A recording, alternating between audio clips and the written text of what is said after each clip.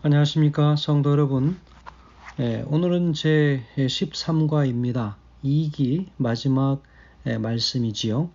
2기 동안 우리가 함께 다룬 영원한 하나님의 언약이라는 말씀의 가장 마지막 정리 부분이 되겠습니다. 그래서 새 언약의 삶이라는 제목으로 13과의 말씀을 함께 시작하겠습니다. 말씀 시작하기 전에 함께 기도하겠습니다. 하늘에 계신 아버지 하나님, 오늘 저에게 귀한 은혜 주셔서 한 기 동안 이 말씀을 함께 나누고 하나님께서 주신 영원한 그 언약이 무엇인지를 깨닫게 하시니 감사합니다. 주님 오시는 그날, 주신 그 약속이 성취되어지는 그날, 우리 함께 그곳에서 우리 주님의 약속을 굳게 잡은 그 모든 삶의 결실을 볼 수 있도록 도와주시옵기를 예수님의 귀하신 이름으로 간절히 기도합니다. 아멘. 오늘 본문의 말씀은 요한복음 10장 10절이 바로 오늘 이 한 주의 전체 말씀의 주제가 되겠습니다. 요한복음 10장 10절입니다. 도적이 오는 것은 도적질하고 죽이고 멸망시키려는 것뿐이요 내가 온 것은 양으로 생명을 얻게 하고 더 풍성히 얻게 하려는 것이라 그랬습니다.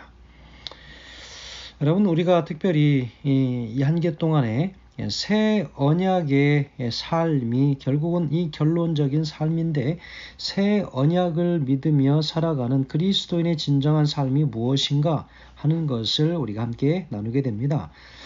여러분, 이 언약이라고 하는 것이 무엇일까요? 바로 이 언약이라고 하는 것은 하나님께서 우리를, 모든 사람들을 죄로부터 구원하시는 것입니다. 구원하시겠다고 하는 약속이지요. 그래서 바로 이 하나님께서 당신의 백성들을 구원하시는 그 길이 어떻게 열리는지를 오늘 우리가 좀 말씀을 통해서 확인해야 되겠습니다. 그래서 오늘 특별히 이제 본문의 말씀 요한복음 10장 10절의 이 말씀을 우리가 함께 보면서, 특별히 목자는 자기의 양떼 사이를 끊임없이 오고 가지만 도적은 아주 드물게 방문합니다. 나타나지요. 순전히 이기적인 동기로 양떼를 훔치고 해치기 위해서인 것이죠. 그래서 오늘 여기 본문에서는 내가 온 것은 이라고 하는 바로 이 나라고 하는 것은 도적과 완전히 상반된 한 인물이지요. 완전히 대조적인 인물로서 바로 예수 그리스도, 바로 양의 우리의 울타리에 문이 되시는 바로 예수 그리스도 자신을 말씀하십니다. 자, 오늘 이 말씀을 우리가 함께 보기 전에 우리가 좀 보아야 할 말씀이 있다면 9장에서 마지막 부분에 바로 소경에 관한 이야기를 다루고 있습니다. 여기 9장 40절에 보면, 41절 보면 바리새인들 중에 예수와 함께 있던 자들이 이 말씀을 듣고 가로되 우리도 소경인가 그랬습니다. 우리도 소경인가. 누가 그랬다고요? 바리새인 중에서 그렇게 이야기합니다. 그런데 예수님께서 그 말씀을 들으시고 뭐라고 말씀하시냐면 41절에 너희가 소경되었다면 죄가 없으려니와 본다고 하니 너희 죄가 그저 있느니라 그랬습니다. 본다고 하지만 그러나 영적으로는 완전히 다 소경된 자들이지요. 그러면서 바로 예수 그리스도 그분은 바로 양떼를 진정으로 아끼고 사랑하는 그런 울타리 되시고 문이 되시는 바로 예수 그리스도, 그분이 오늘 진정한 목자이심을 이야기합니다. 왜 그렇습니까? 이 소경된 자들 바로 누구요? 바로 이스라엘, 바로 스스로 자신들이 목자라고 자처하는 바리새인들, 사두개인들, 이런 사람들을 지칭하고 이야기하고 있는데, 바로 이스라엘 백성들을 소경으로 만들어 버린 것입니다.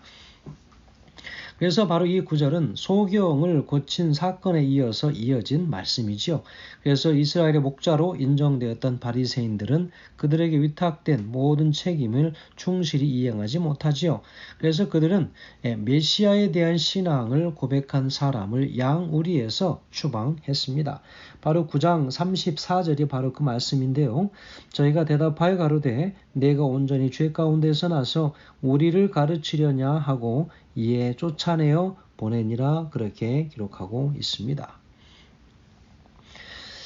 그래서 바로 이 대조된 바로 한 인물, 바로 이 이스라엘 그들의 스스로 지도자라고 했었던 그들, 그러나 그들과 대조된 한 인물이 나타나는데 누구냐면 진정한 목자이신 예수 그리스도입니다.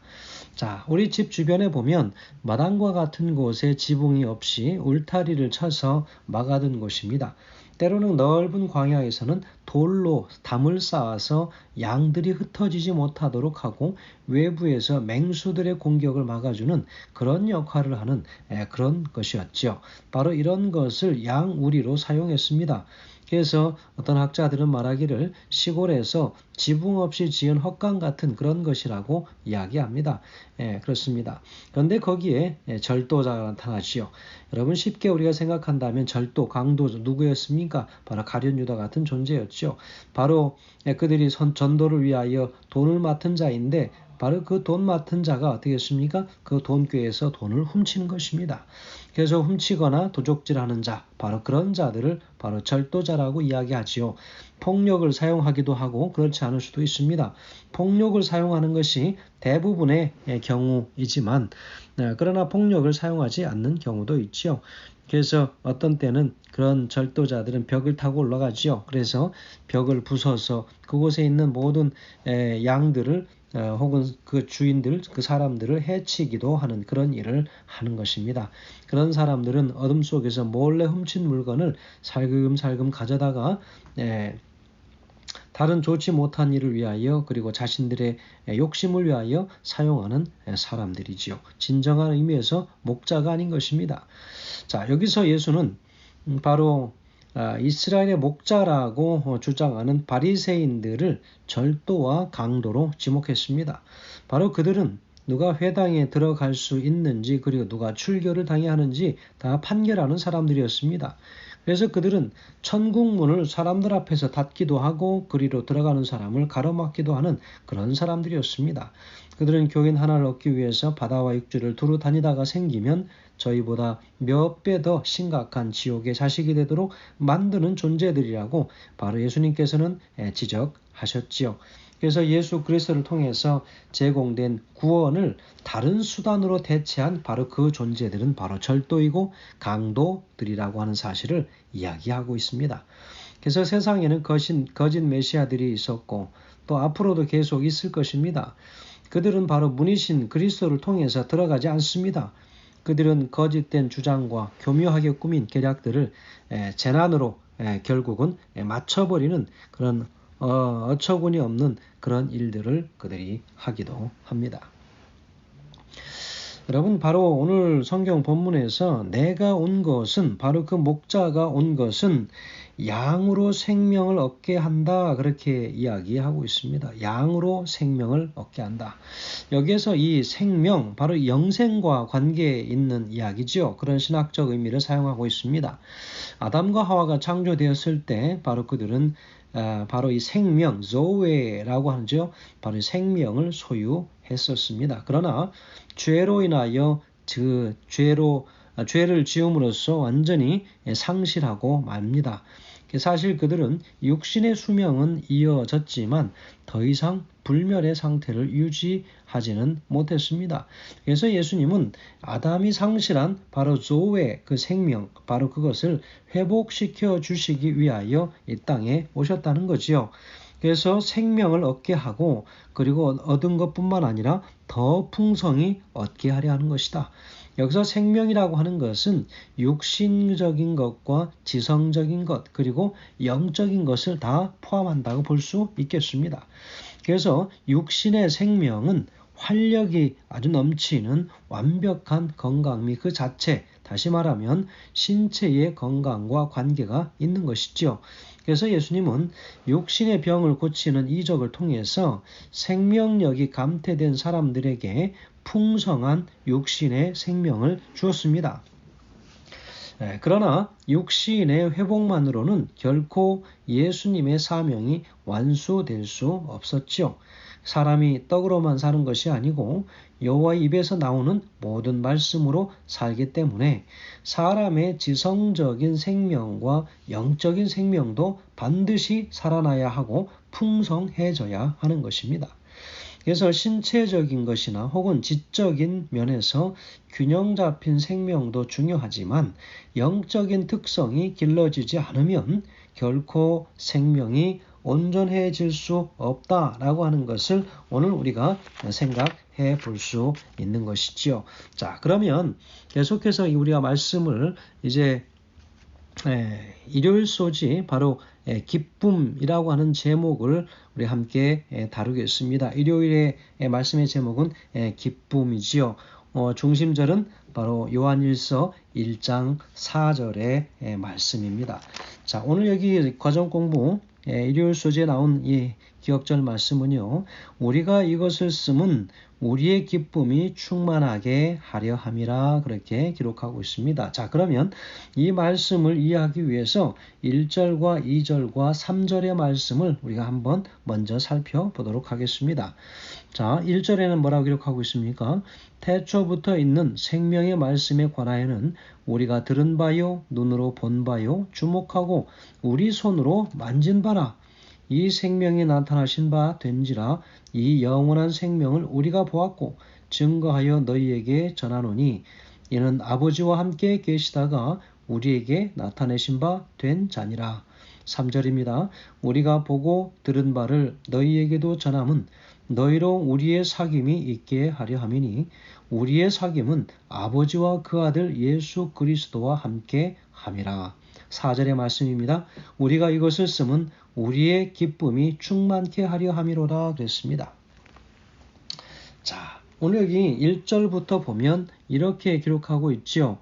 태초부터 있는 생명의 말씀에 관하여는 우리가 들은 바요, 눈으로 본 바요, 주목하고 우리 손으로 만진 바 되었다 그렇게 이야기하고 있습니다. 요한은 특별히 예수님의 모든 그 동행의 길에 함께 있었고 그리고 예수님께서 마지막에 돌아가실 때까지 함께 있었던 그런 제자였죠. 그래서 어떤 제자들은 도망가고 어떤 제자는 자신이 한 그 실수 때문에 슬픔에 잠겨서 겟세마네 동산으로 돌아가서 기도하느라 예수님의 십자가 현장에 입지를 못했습니다. 그러나 요한은 그 자리를 다 지켜서 보았지요. 함께 기도의 동산에도 갔고 함께 변화산에도 갔었고 함께 바로 그 겟세마네 동산에 있었던 그리고 예수님의 십자가 곁에도 있었던 그런 사람이었습니다. 그래서 그 십자가의 곁에서 결국은 예수 그리스도의 어머니 마리아를 이제 부탁받고 예수님께 부탁받고 예수님의 어머니를 돌아가실 때까지 모시는 참으로 귀한 사역도 그가 감당해내게 되지요. 그런데 요한은 이야기합니다. 그 생명의 말씀에 관하여는 우리가 들은 바고 눈으로 본 바고 주목하고 우리가 손으로 만진 바라 그렇게 이야기합니다. 누구를 이야기합니까? 무엇을 이야기하죠? 예수 그리스도입니다. 자, 2절에 보면 이 생명이 나타나신 바 된지라 이 영원한 생명을 우리가 보았고 증거하여 너희에게 전하노니 이는 아버지가 함께 계시다가 우리에게 나타내신 바 된 자니라 그렇게 이야기하고 있죠. 된 자니라. 바로 그분이 생명 그 자체라고 이야기하고 있죠. 그러면서 3절에 다시 반복하고 있습니다. 우리가 보고 들은 바를 너희에게 전함은 너희로 우리의 사귐이 있게 하려 함이니 우리의 사귐은 아버지와 그 아들 예수 그리스도와 함께 함이라 했습니다. 우리가 이것을 쓰면 우리의 기쁨이 충만케 하려 함이라고 이야기하고 있습니다. 자, 1절에서 3절에 이미 쓴 것처럼 바로 이 말씀의 저자가 편지의 나머지 부분에서 쓰려고 하는 것들을 포함하는 이 서신의 내용을 말하고 있습니다. 여기서 우리의라고 이야기하고 있죠. 우리가 그래서 우리의 여기서 우리의라고 하는 그 말씀은 바로 어떤 문법상으로 중요한 한 증거를 나타낼 수 있죠. 바로 여기 킹 제임스 번역에서는 바로 요한이 자신에게보다는 독자들에게, 이 말씀을 대하는 독자들에게 기쁨을 주기 위해서 편지를 쓰고 있다고 하는 것을 이야기하고 있습니다. 그래서 우리의 기쁨이 충만케 하려 함이라 그랬습니다. 기쁨이요, 그리스도와의 사귐에서 오는 결과입니다. 그것은 예수 그리스도를 가까이에서 깊이 사귀면 알게 되는 것이지요. 여러분, 그리스도인은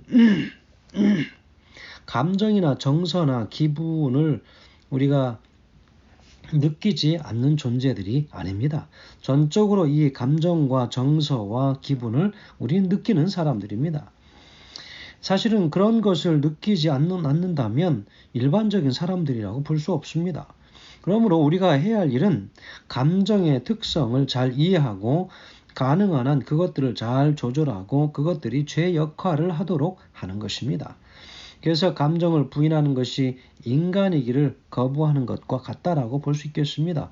그래서 위의 본문은 우리에게 기쁨이라고 하는 감정을 가져야 할 뿐만 아니라 그것이 더더욱 충만하게 풍성하게 우리 안에서 넘쳐야 한다 그랬습니다. 그런데 오늘 여기에서 그 기쁨은 무엇이냐면 그리스도와의 사귐에서 오는 기쁨입니다. 그리스도를 사귀면 더 큰 기쁨으로 충만하게 될 것이다. 여기서 충만하게 되는 건 무엇입니까? 바로 성취된다, 그런 뜻을 가지고 있기도 합니다. 그래서 예수님은 바로 이것을 그 제자들에게 같은 이유로 말했고 또 사랑받는 제자였던 누구였습니까? 바로 요한. 그가 자기 주님의 말씀을 잘 반복하고 있는 것을 우리가 볼 수 있습니다. 바로 이 기쁨의 성취는 요한의 글에서 자주 등장하는 주제이기도 합니다. 이 그리스도교의 신앙은 행복한 것입니다. 그리스도교의 행복이 없다면, 기쁨이 없다면, 사랑이 충만하지 않다면 그것은 진정한 그리스도교가 아닐 것입니다. 그래서 바로 이 요한일서, 이 서신서를 간략하게 바로 이 서론 부분에서 정리를 하고 있습니다. 개인적으로 그리스도를 아는 이 요한은 그가 이미 아버지와 아들과 함께 누리고 있는 동일한 사귐을 이 말씀을 대하는 모든 독자들에게도 누리게 하기 위해서 바로 그의 지식을 함께 나누기를 열망하고 있는 것이죠. 바로 이 정말로 사랑의 마음으로 사랑이 가득한 이 열정을 표현하는 동안에 그는 아들의 신성과 그리고 영원성 그리고 성육신, 바로 그 결과로서의 바로 그 분의 인성을 설명하고 있습니다. 그가 살던 시대나 우리 시대의 독자들이 바로 그리스도교 신앙의 기초와 예수 그리스도의 본성 그리고 그분의 사역에 대해서 아무런 의심도 갖지 않도록 하기 위해서 이 놀라운 지식들을 그는 단순하지만 단호한 언어로 전달하고 있는 것이죠. 이러한 방법으로 바로 이 이서를 언급하지 않으면서도 영지주의적인 가르침에 대해서 아주 효과적으로 경계하고 있다고 하는 것을 오늘 우리는 볼 수 있습니다. 특별히 예수님은 우리가 하늘 아버지와 더불어서 갖는 밀접한 관계 속에서 갖는 그 기쁨의 충만함을 누리도록 하라는 것입니다. 그것이 바로 그리스도인이 누려야 할 것이죠. 특권입니다. 특별히 하나님께로부터 받은 영원한 언약을 받은 백성들이 가져야 할 첫 번째는 무엇이냐면 기쁨의 삶을 누리는 것입니다. 그것이 바로 그리스도인의 삶의 진정으로 나타나야 할 요소이지요. 간증이어야 되겠습니다. 여기 영감의 교훈에 보면 이렇게 기록하고 있습니다. 시대소망 152페이지에 그리스도인의 삶에는 화평과 기쁨이 있음. 우리의 눈이 예수께 고정되어 있다면 우리는 인정 많은 구주를 볼 것이며 그의 용모에서 빛을 발견할 것이다. 그리스도의 영이 다스리시는 곳마다 화평이 머물고 기쁨도 있을 것이다. 왜냐하면 하나님께 대한 평온하고 거룩한 신뢰가 있기 때문이다 라고 기록하고 있습니다. 오늘 우리는 이 말씀을 통해서 예수님께서는 우리의 영원한 영생의 소망을 주셨을 뿐만 아니라 이 땅에서도 하늘 아버지와 더불어 교제하는 가운데 충만한 기쁨을 누리며 살아가는 것, 그것이 바로 영원한 언약을 가지고 그 기초 위에 언약의 기초 위에 살아가는 그리스도인들이 누려야 할 첫 번째 감정, 그것이 무엇입니까? 기쁨이라고 하는 것입니다. 왜 그렇습니까? 예수 그리스도와 귀한 기쁨에 귀한 깊은 교제를 나누고 살아가는 삶이기 때문에 그렇다고 하는 사실을 오늘 우리가 함께 공감하며 우리가 오늘 하루의 삶을 이 한 주에 살아가는 모든 삶의 시작에 진정한 그리스도인의 기쁨을 누리며 그리고 정말 제 안의 충만함을 스스로 삶 속에서 간증하며 살아가는 하루가 되시길 간절히 소망하면서 말씀을 줄이겠습니다. 감사합니다.